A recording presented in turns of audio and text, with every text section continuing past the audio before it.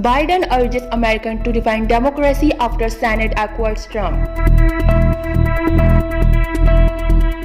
Thousands march in Tokyo to protest against the Myanmar coup.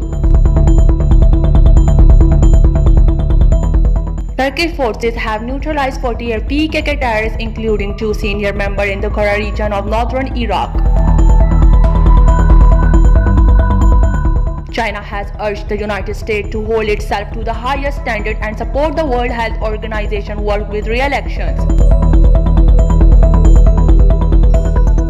Myanmar junta suspend law constraining security forces from detaining suspects without court approval.